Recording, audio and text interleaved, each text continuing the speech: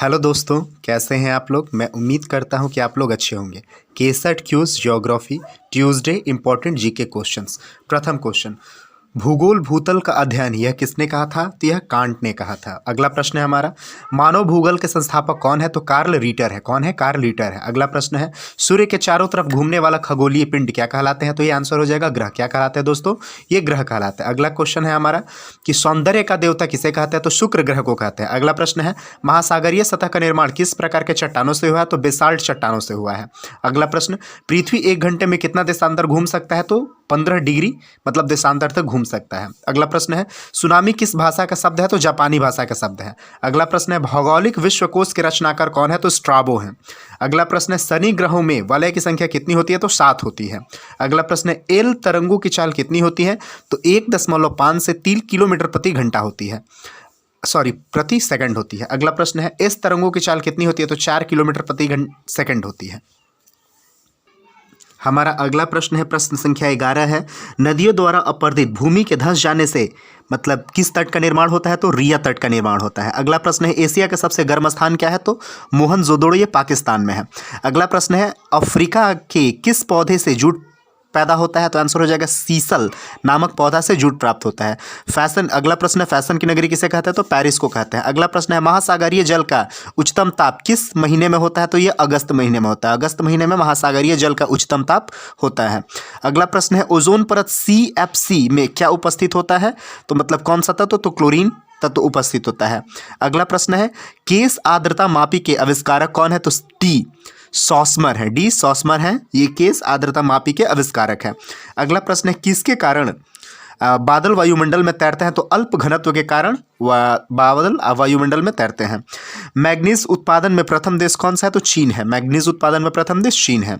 अगला प्रश्न है, बोरो जनजाति किस देश में पाया जाता है? तो ब्राजील में पाया जाता है। कहाँ पर पाया जाता है? तो ब्राजील में पाए जाते हैं। हमारा अगला प्रश्न है, प्रशांत महासागर का नामकरण किसके द्वारा किया गया था? तो मैगलन द्वारा किया गया था। अगला प्रश्न है, एंजिल जलप्रपात मतलब कहाँ पर है? तो वेनेजुएला में है। अगला प्रश्न है, लंबे समय तक शांत रहने के पश्चात विस्फोट होने वाला ज्वालामुखी क्या कहलाता है? तो सुषुप्त ज्वालामुखी कहलाता है।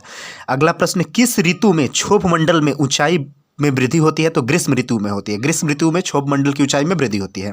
अगला प्रश्न, हवाई जहाज किस मंडल में उड़ते हैं? तो समताप मंडल में हवाई जहाज उड़ते हैं। अगला प्रश्न है, काला सागर किस देश में है? तो यह रसिया में है, रूस में है।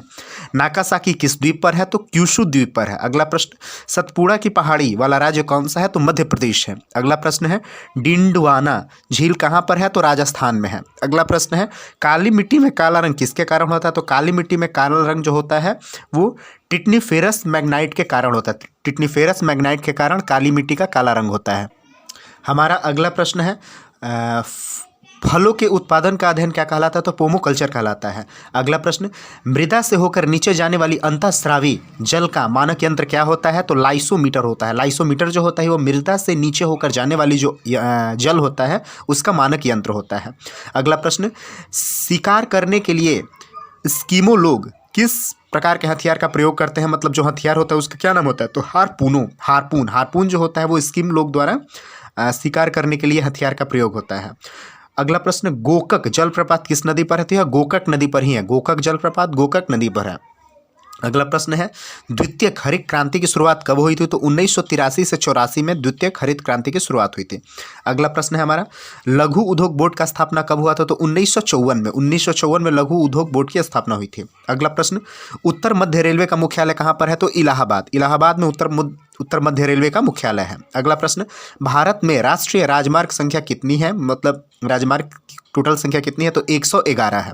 अगला प्रश्न, कोयला नगरी किसे कहा जाता है? तो धनबाद को कहा जाता है। अगला प्रश्न, स्वेज नहर का राष्ट्रीयकरण कब हुआ था? तो 1956 में हुआ था। स्वेज नहर का राष्ट्रीयकरण 1956 में हुआ था। तो दोस्तों ये हमारे कुछ प्रश्न थे ज्योग्राफी के, ठीक है, और ये प्रश्न काफ़ी महत्वपूर्ण है। अगर अच्छा लगे तो प्लीज़ लाइक करिएगा, सब्सक्राइब करिएगा और कमेंट करिएगा। धन्यवाद।